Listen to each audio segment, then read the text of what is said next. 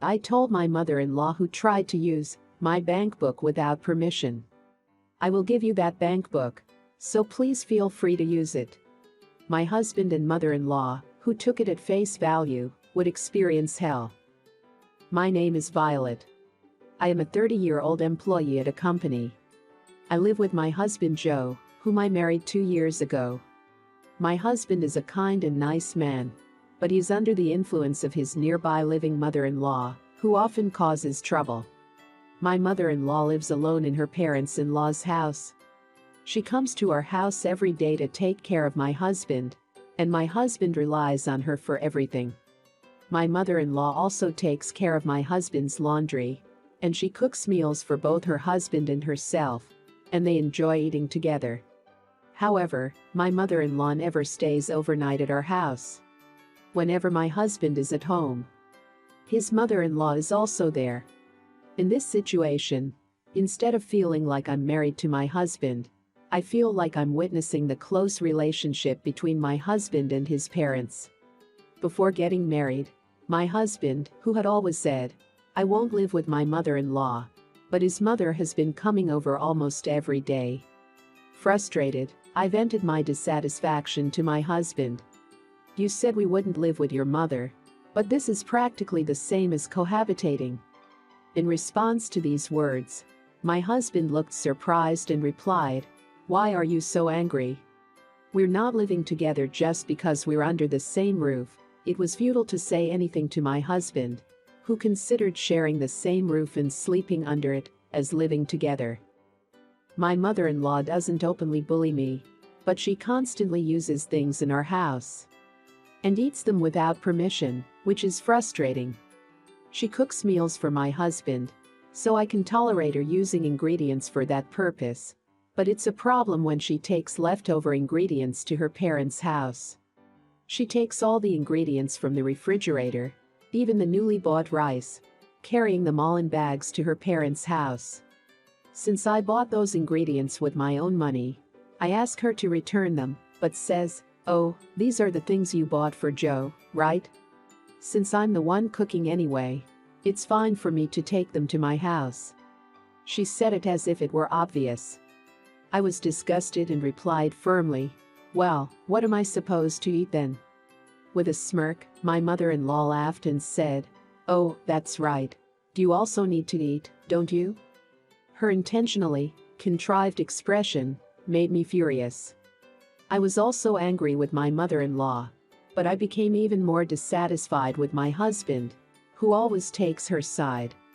Since I strongly objected to the issue of ingredients, I haven't openly brought back all the ingredients to my in-laws' house since then, but they frequently use my things without permission. The other day, as it was getting cold, I searched the closet to put on my down jacket soon, but I couldn't find it anywhere. Thinking that I might have left it at the dry cleaners, I found my mother-in-law wearing my down jacket when she came to our house. "Mother-in-law, that's my down jacket, isn't it?" When I asked, my mother-in-law, wearing a loose-fitting and ill-fitting down jacket, smiled with a satisfied expression. It seemed warm, so I borrowed it. "It suits me perfectly. Can I continue wearing it like this?" Even though my mother-in-law is smaller than me, it seems too big on her, but she liked it so much that she didn't return it to me. It's fine for her to use my things, but if she just told me, I would be okay with it. But, instead, my mother-in-law uses other people's belongings without saying a word. I didn't like her taking liberties with my food and clothes, but her actions continued to escalate even further. Recently, there was a misfortune in my relatives. I prepared to offer condolences by putting money in a mourning envelope, but when I was about to leave for the funeral, the contents of the envelope were gone. I hurriedly asked my husband, "Do you know what happened to the money in the mourning envelope that was here?" "I'm certain I put it in there." Before my husband could answer, my mother-in-law, who had come to visit that day, casually said, "I took that money. If you leave it in a place like that, it'll be stolen by thieves. You're the thief." I wanted to yell back like that, but I held my composure and replied to my mother-in-law, I need that money now. Could you please return it? While glaring at me, my mother-in-law said grumpily, "Why should I return it? It's already in my possession, so it's mine." My mother-in-law always says, and if something belongs to someone else but is in her possession, she never returns it. The husband who was present there also sided with his mother-in-law and argued against me. It should be fine like that. It's not a significant amount of money. Certainly, as distant relatives, the condolence money in the envelope was only $20, but it didn't change the fact that he took my money, and I just couldn't accept it. While my husband and I were arguing, my mother-in-law went home, so I clearly said to my husband, "Even if she's your mother-in-law, isn't taking someone else's money considered stealing? You should tell your mother-in-law that too." Unusually, I spoke with conviction, and my husband was overwhelmed, but he immediately defended his mother. "We're family, so don't use words like stealing. Mom is also struggling financially, so please be lenient with her. My mother-in-law lives off the money she earns from her part-time job and the survivor's pension from her deceased husband a few years ago. Most of the meals are eaten at our house, so it shouldn't cost much, and it seemed like my husband gives her money every month, so I thought they were reasonably comfortable. My husband, despite assisting my mother-in-law with money, contributes only a small amount to our household expenses. To be honest, I have been living solely on my salary. Originally, my husband's income was lower than mine, so I thought I would have to shoulder a greater burden to some extent, but I never imagined that I would have to rely entirely on my salary. From that time on, I started to question whether it was okay for me to continue living with my husband. At that moment, another incident occurred that puzzled me even more. When I returned home from work, I was surprised to see my husband and mother-in-law engaged in a serious discussion with a visitor.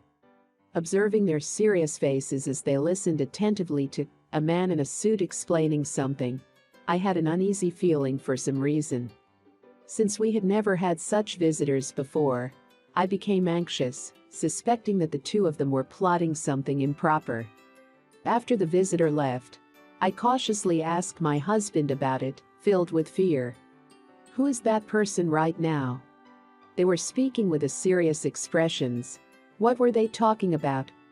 For a moment, my husband looked puzzled, but immediately my mother-in-law answered. "It's someone from a housing company. We're thinking of buying a new house."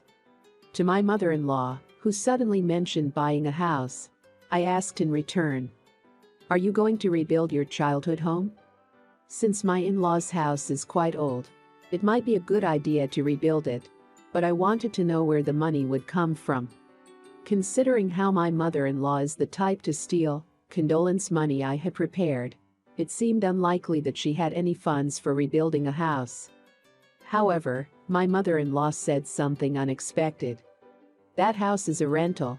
We're not rebuilding it. We're planning to buy a newly built house." I was surprised by my mother-in-law's calm demeanor. From her tone, it seemed like she already had the funds prepared to buy a new house, and I couldn't help but wonder if I had been deceived by my mother-in-law all this time. Taking food and money from my home was not because I was struggling to make a living, but simply because I was stingy, and I didn't want to spend my own money, I realized. Even the assistance I received from my husband was for the purpose of saving my own part-time earnings and my late father-in-law's survivor's pension. However, thinking about it that way, it becomes frustrating. In the end, it seems that I was helping my mother-in-law purchase a new house, which is not amusing. At the same time, without saying anything, I became even more furious with my husband, who was assisting my mother-in-law. And I glared at him as if it were someone else's problem. My husband seemed unaware of why I was glaring at him, and he hastily said, "Why are you glaring at me? I have nothing to do with it, right?" Despite claiming to have nothing to do with it, he was discussing with the housing manufacturer together with my mother-in-law, which implies that he intends to live with her in the new house. I didn't want to express my dissatisfaction in front of my mother-in-law, so I kept it to myself, but she spoke up first. "When the new house is built, let's live together, Violet. Thanks to you, we can afford to buy a newly constructed house." Being told that it was thanks to me, I realized that from the beginning, the purpose was to buy a house. If I continue talking to my mother-in-law and husband like this, I feel like I'll lose my temper, so I left the two of them and returned to my room. As I changed clothes and calmly thought about it, I began to wonder if it was possible to buy a newly constructed house with the amount of money my husband assisted with.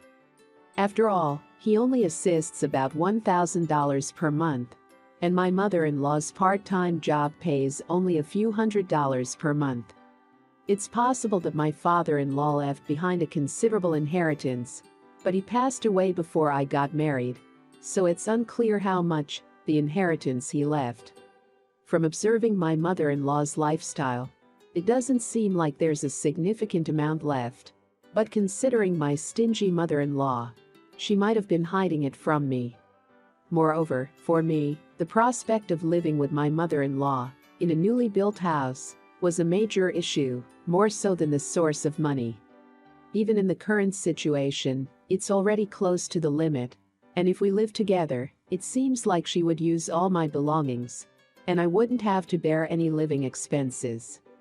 The house we, as a married couple, currently live in is a rental, but if the newly built house is in my mother-in-law's name, she would likely make sarcastic remarks like, "I'm letting you live here." Of course, all the household chores would be pushed onto me, and considering that, I don't want to live together. My feelings toward my husband were also growing apart, and I had started seriously considering divorcing him. Afterward, the representatives from the housing manufacturer often came to our house to have meetings with my mother-in-law and husband, and it seemed like the discussions were progressing smoothly. I didn't want to be involved, so I didn't participate in the discussions. However, as the housing manufacturer's representative who had finished the meeting with my mother-in-law and others were leaving, they approached me and whispered something in a low voice. "Madam, there's something I'd like to ask you. Do you have a moment?" As my husband and mother-in-law excitedly examine the blueprint of our newly built house, they are completely oblivious to the conversation between me and the representative from the housing company. It's about the funds for constructing the house. "Madam, it has been arranged for you to bear the burden. Do you consent to it?" Taken aback by this sudden statement, I widen my eyes and ask in disbelief, What are you talking about?" The representative then shows me a copy of a document. It's a copy of my savings passbook, showing a balance of $500,000. Even the cover of the passbook was copied. In that instant, I grasped the general idea of my husband and mother-in-law's plan. I responded vaguely to the representative, "Well, that passbook is indeed mine. What about it?" The representative answers with a relieved expression. "That's a relief." I was a bit worried since the lady who would bear the financial burden doesn't participate in any of the meetings. The two always discuss things and say she'll pay in a lump sum once the house is completed. I say to the representative, "Don't worry, they will pay in a lump sum, so please don't be concerned." As I watch the representative happily leave, I feel anger welling up inside me, and I make up my mind to seriously consider parting ways with these two. The savings passbook that appeared in the copy held by the person in charge was indeed mine, which I had stored away deep in the back of the closet, thinking I wouldn't use it. Right after getting married, my father passed away, and I temporarily transferred all of his inheritance to my account, using that passbook at the time. While my mother-in-law and husband were excitedly looking at blueprints, I checked inside the closet and, as expected, couldn't find the passbook. The personal seal that was kept together with it was also missing, so I think she took it, mistaking it for the seal for the passbook. Since it was a passbook I didn't use, I had stored it away. But it's terrifying to think that my mother-in-law searched this far. The fact that she searched this deep makes me feel like all of my belongings were thoroughly examined, sending shivers down my spine, and I'm amazed by her persistence. Although my mother-in-law struggled to find the passbook, it was a passbook that couldn't be used. When inheriting my father's inheritance, the heirs were me, my younger brother, and my mother. So for the time being, I deposited all the cash into my account and later transferred it to my brother's and mother's accounts. At that time, the bank employee recommended a web passbook to me at the counter, so I switched from a paper passbook to a web passbook. According to the bank employee's explanation, with a web passbook, there's no need for a personal seal, there is no risk of the passbook being stolen, and with the smartphone app, I could check my balance anytime, as they said. Since my father unexpectedly left a significant inheritance, I had concerns about managing the passbook, so I followed the bank employee's advice and switched to a web passbook. Afterward, I distributed my father's inheritance to my mother and brother. Recently, my stepmother has been taking my belongings without permission, so I realized later that it was a good decision to switch to a web passbook back then. I couldn't use the paper passbook anymore, but I couldn't bring myself to throw it away, for some reason. The last entry in the passbook was precisely when the balance was at its highest, $500,000. My stepmother, who found the passbook, must have been delighted. Coincidentally, the unused personal seal was also stored together. If there were both the passbook and the personal seal in the back of the closet, it wouldn't be surprising for her to misunderstand that I had kept them safe. Simultaneously, without saying a word to me, my husband and mother-in-law, who are trying to purchase a new house using someone else's savings without permission, I felt it was the perfect timing for revenge. Afterward, I refrained from discussing the finances, and instead, I coldly watched my husband and mother-in-law as they happily celebrated the purchase of the new house. Unaware of anything, my husband and mother-in-law had signed a contract with a housing manufacturer, so I decided to ask them, "Are you perhaps relying on my savings to finance the purchase of the new house?" I suddenly brought it up. And while my husband was flustered, my mother-in-law answered with a smile. "The wife's money is everyone's in the family. It's only natural, so don't ask such things." With a smile that could rival my mother-in-law's, I retorted, "I'll give you that passbook. Please feel free to use it as you." My husband, who I thought would get angry, was taken aback, so I also said to him, "I can't live with you anymore. Please divorce me." Immediately, I confronted my husband with the divorce papers I had prepared. In place of my shaken husband, it was my mother-in-law who spoke up.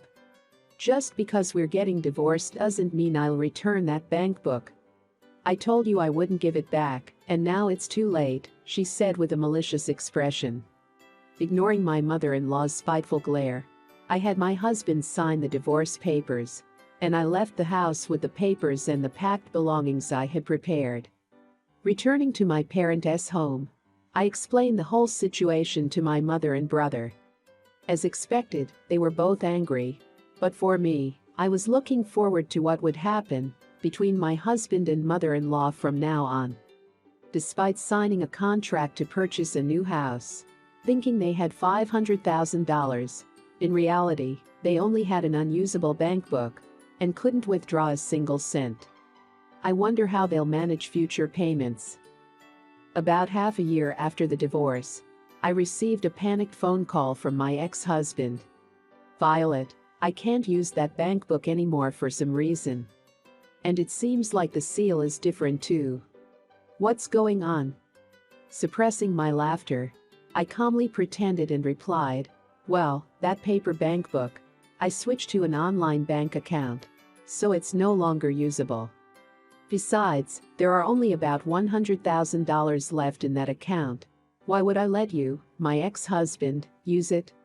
Seemingly in a great rush or confusion, my ex-husband couldn't comprehend what I was saying, and instead, His mother picked up the phone.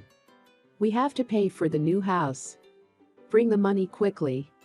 Facing the heated ex-mother-in-law, I coldly retorted, "I said I would give you the bank book, but I never said I would give you money.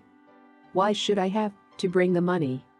On the other end of the phone, I could hear the ex-mother-in-law's frustration, but all that came through was a growling sound. After hanging up, I turned off my smartphone and never answered any more calls from my ex-husband. The newly built house was completed, and when it came time for payment, the couple finally learned the fact that their passbook was unusable. The ex-husband returned to his parents' house, taking on multiple part-time jobs, in addition to his main occupation, to come up with the money for the house purchase. It seems that the ex-mother-in-law also increased her part-time work, but the repayment progress is slow. Since the responsible person didn't properly check the passbook, they might be held accountable by the company.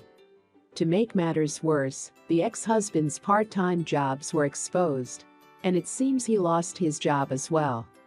For the two of them who stole things without permission and tried to use them only for themselves, it's just desserts. The two part-time workers are burdened with a large amount of debt and have reached a desperate situation. Having returned to my parents' house, I live leisurely without worrying about my belongings being stolen by my mother-in-law. I am grateful to the bank clerk who advised me to switch to a web passbook. If I had stayed with the paper passbook, by now, my father's inheritance might have been used without permission. However, the panic in their voices over the phone was truly laughable. It's so delightful that it can wash away the frustration of 2 years of marriage life.